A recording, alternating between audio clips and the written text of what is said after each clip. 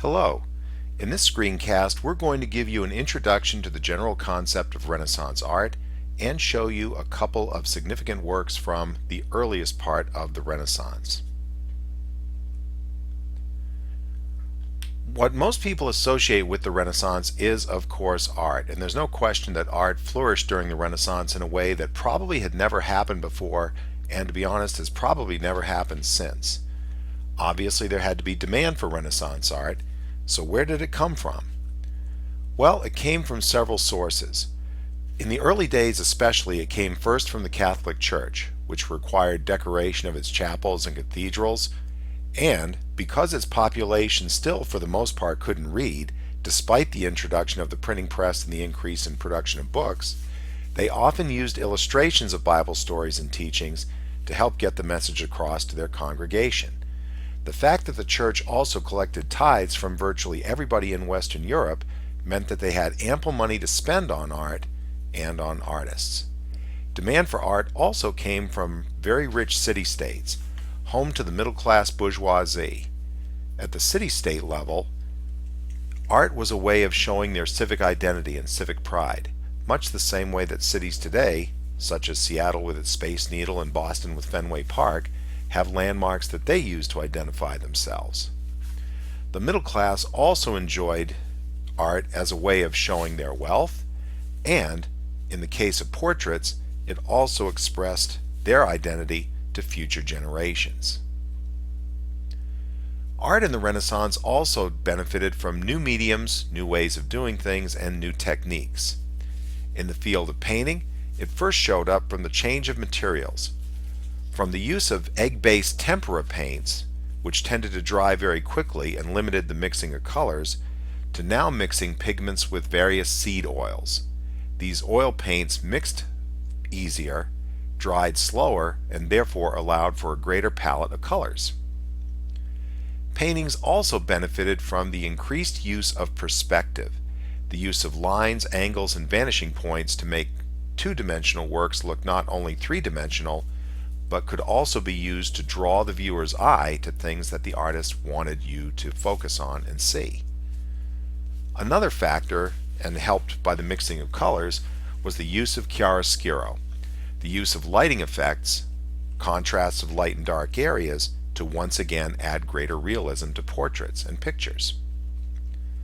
In sculpture, there was a return during the Renaissance to freestanding statues and away from the relief sculptures and gargoyles that had been used to decorate castles during the medieval period.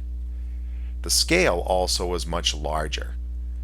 Works were often life-size or even much larger than that in the case of some of the works of Michelangelo. Another area in which mediums came together were woodcut prints and etchings. Designs and portraits were carved into wooden or copper plates, and then by using different inks, papers, and chemicals, you could actually mass produce art, but you could in effect Photoshop it in different ways. We'll see examples of that in a future screencast. And therefore, mass production of art. As far as the subjects of Renaissance art, they tended to fall into two main categories. Again, early in the Renaissance, most works tended to be religious-based, because the church, of course, was providing most of the funding. You might find interpretations of Bible stories. Images of the Madonna, Mary, Mother of Jesus, were also popular, as were pietas, images of the death of Christ. Saints and other religious figures would also be depicted, depending upon the location and the circumstances. The second theme of Renaissance art, at least in the beginning, tended to be humanism. Because the Renaissance was a rebirth of Greco-Roman culture, a lot of works made reference and allusions to Greco-Roman style and Greco-Roman stories. You also had a number of works that were allegories, symbolic works. You'll see a number of these in the third screencast, which will involve the Northern Renaissance in particular, although all phases of the Renaissance used symbolism. We've mentioned portraits already as a representation of individual ideas and individual identity, and once again when we get to the Northern painters in our third screencast, we'll be talking about genre painting, paintings that reflected everyday life, not just of the bourgeoisie or the rich, but the common people and the peasants. With that, let's look at a couple of signature works from the early Renaissance and talk a little bit about the techniques involved. The Renaissance is famous, of course, for beginning in Italy. And when we talk about the Italian Renaissance, we're looking at three primary centers. Rome, of course, being the cultural capital of Europe at the time, Venice, and surprisingly, the state of Florence. All three were major trade centers and therefore lots of money, lots of middle class, and certainly with Rome, the church influence was going to be there. This is our first work to look at. This is a fresco called The Birth of Venus by the most famous painter of the early Renaissance, Sandro Botticelli. It is a classical theme, of course, showing the birth of the Roman goddess of love, Venus, rising up out of the sea on a shell. It is also painted in what's called a fresco style. In those days, painting was not done on stretched canvas. It was done on wood panels or done directly on the surface of a plaster wall with colors and lines mixed into the layers of wet plaster itself. To create this, Botticelli would first start by drawing out his figures and the forms that he wanted on the wall in the actual size on large gridded sheets of paper, graph paper in effect.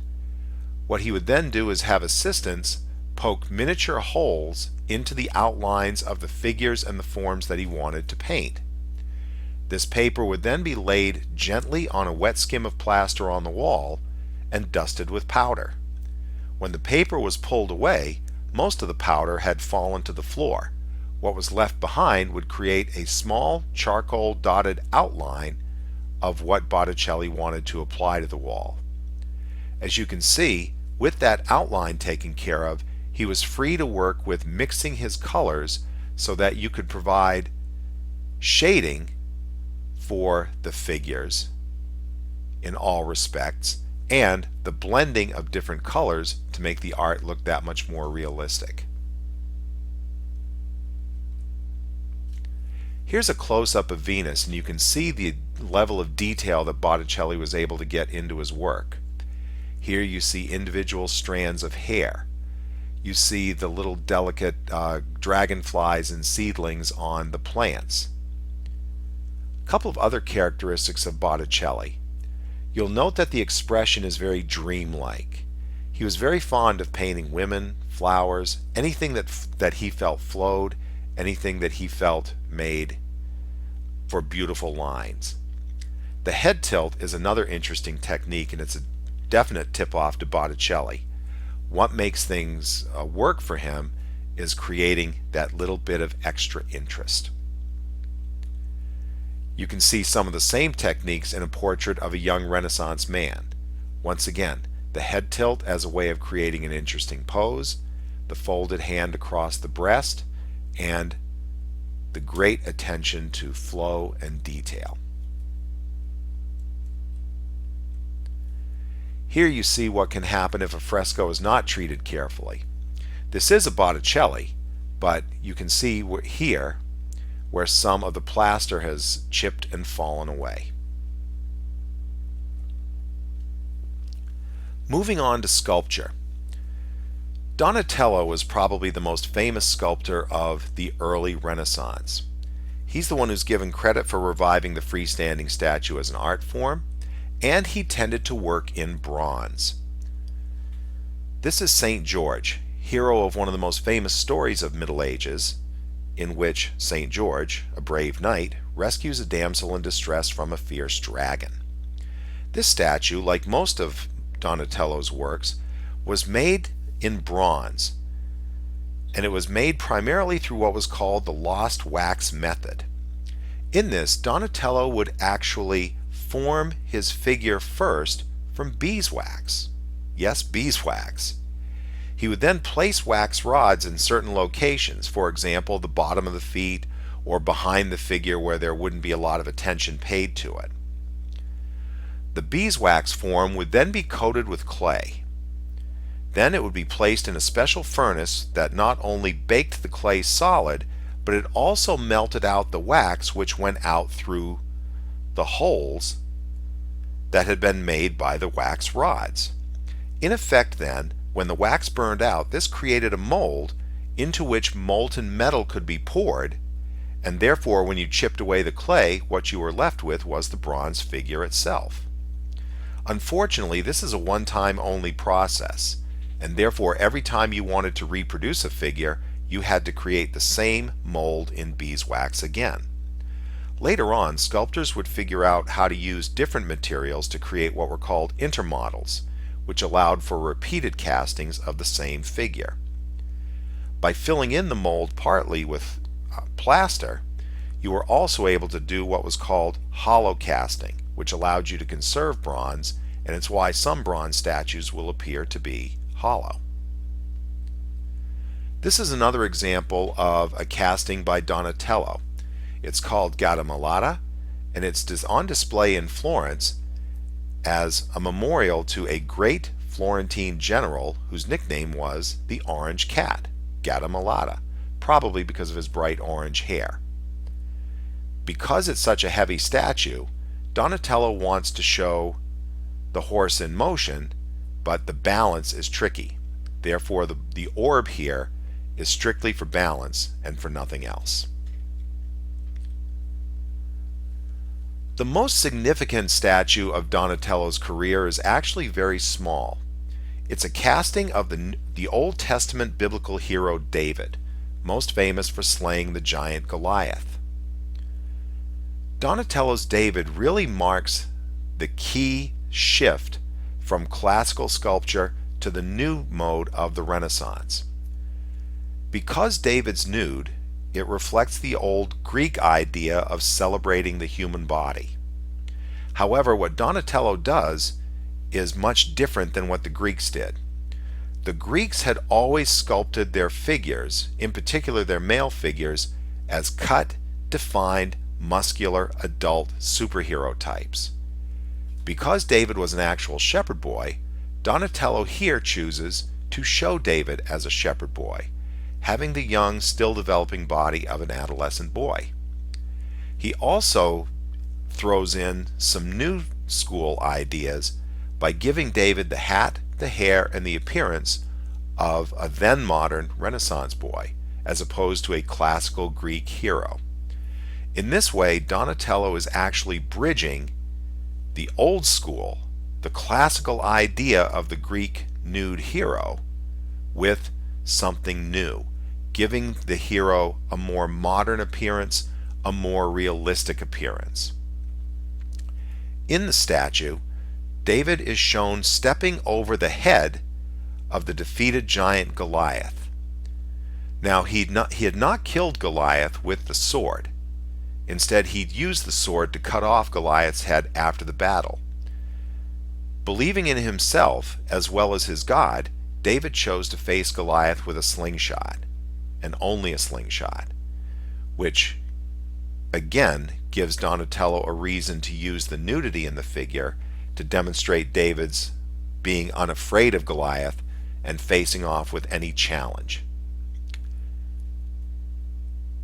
So in this sense, from an artistic standpoint, David represents a break between the old school of classical Greco-Roman sculpture and looking at things in a new way, not just physically, visually, but also in its sensibility.